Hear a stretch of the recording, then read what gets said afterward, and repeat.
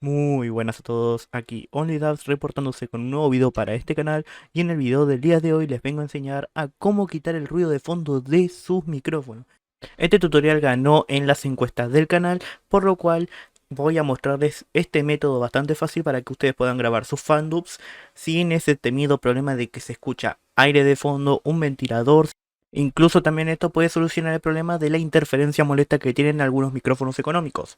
Así que, sin más que decir, empecemos con el video.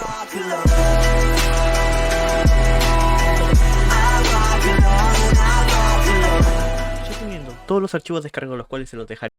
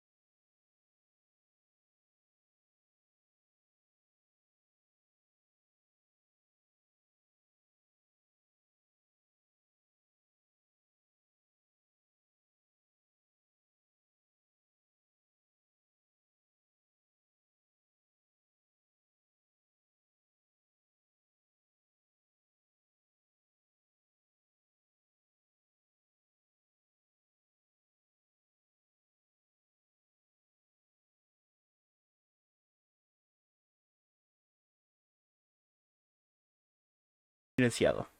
¿Cómo nos damos cuenta de eso? En mi programa de grabación, que es el OBS, por ejemplo, no tengo esto de nada de filtros.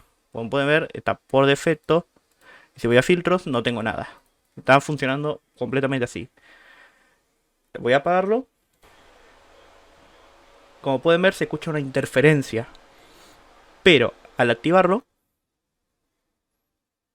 esa interferencia desaparece casi por completo. Esto hará que el plugin trabaje mejor y así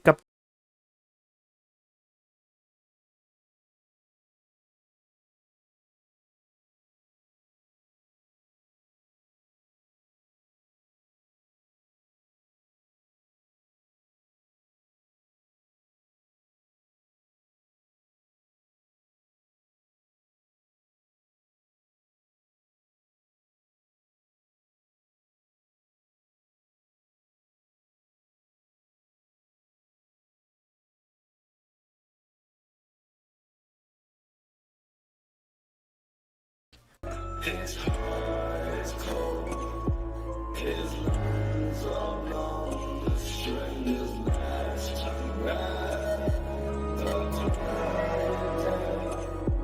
His science is strong,